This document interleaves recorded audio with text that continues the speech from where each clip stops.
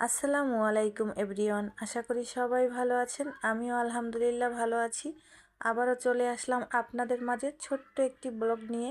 তো চলুন দেখা যাক আমি কি কি করলাম সারাদিন, সব কিছুই শেয়ার করব আপনাদের সাথে।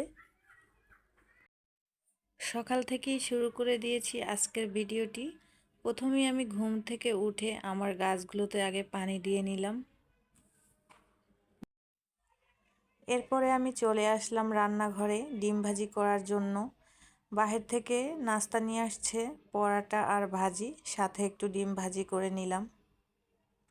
তারপর আমরা সবাই মিলে নাস্তা করে নিলাম। নাস্তা করা শেষ। এর ভিতরে বাসায় ফার্নিচার বার্নিশ করার জন্য লোক আসছে, ফার্নিচারগুলো বার্নিশ করছে। আমি চলে আসলাম রান্নাঘরে, একটু মাংস ধুয়ে নিলাম। যেহেতু বাসায় কাজ করতেছে, একটু সব কিছু এলোমেলো হয়ে আছে, যার কারণে আমি ঝটপট রান্না করে নেব। আজকে বেশি কিছু রান্না করব না, শুধু খিচুড়ি আর মুরগির মাংস ভুনা করব। এখানে আমি মুরগির মাংস বসিয়ে দিয়েছি। পেঁয়াজটা একটু ভালোভাবে ভেজে নিব। এরপরে ভাজা হয়ে গিয়েছে, এখন আমি সব মশলাগুলো অ্যাড করে দিচ্ছি। মশলাগুলো দিয়ে আমি ভালোভাবে মশলাটা কষিয়ে নেব। ভালোভাবে কষিয়ে নিয়েছি। এখন আমি এর ভিতরে দিয়ে দিচ্ছি সামান্য একটু লবণ। লবণ দিতে ভুলে গিয়েছিলাম, পরে লবণটা দিয়ে দিয়েছি। এখন মশলাটা কষানো শেষ, এখন আমি এর ভিতরে দিয়ে দিচ্ছি মাংস। মাংসটা আমি ভালোভাবে কষিয়ে নিব। মাংস যত কষানো হয় ততই কিন্তু খেতে মজা হয়। এখানে আমি একটা আলু দিয়ে দিচ্ছি, কারণ আমার ছোট মেয়ে আলু ছাড়া চলেই না। এরপর আমি খিচুড়ি রান্নার জন্য চালটা ধুয়ে নিলাম।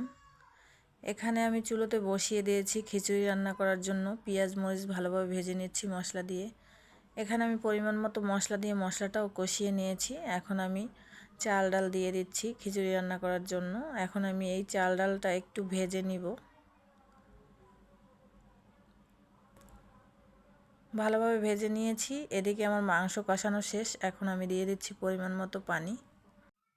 এদিকে আমি চাল ডালও ভালোভাবে ভেজে নিয়ে পরিমাণ মতো পানি দিয়ে দিয়েছি। এই তো আমার মাংস রান্না শেষ, এখানে আমার খিচুড়ি রান্নাও শেষ। তারপর আমি একটু সালাদ বানিয়ে নিলাম। আমি বানাইনি আর কি, হাজব্যান্ড বানাচ্ছে।